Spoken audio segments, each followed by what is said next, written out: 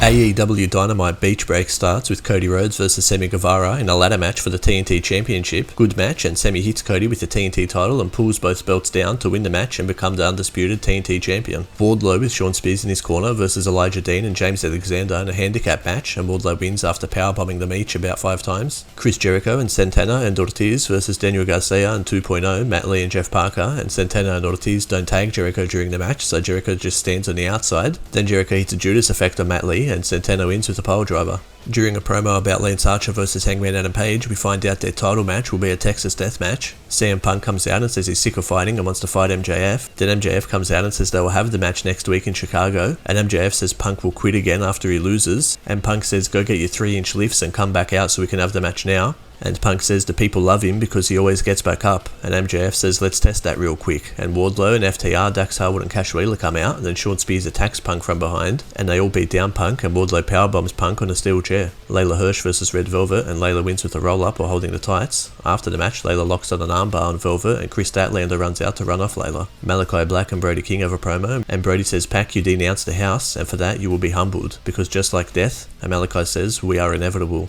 Britt Baker comes out to talk about all the awards she won, being Female Wrestler of the Year and getting Match of the Year. Then she insults the Cleveland crowd and leaves. Nyla Rhodes and Vicky Guerrero come out, and Nyla says she wants Ruby Soho next week. Adam Cole versus Orange Cassidy in a lights out match in the main event. During the match, as Cole pulls out a chair, Danhausen is holding onto it, and he looks at Cole and walks off. Cole hits a low blow on Cassidy, but Cassidy was wearing a cup with thumbtacks on it. They fight backstage and both climb up on top of the entrance tunnel, and Cassidy grabs Cole and falls off of it through the stage and wins the match. We'll see you next week for the next Dynamite highlight.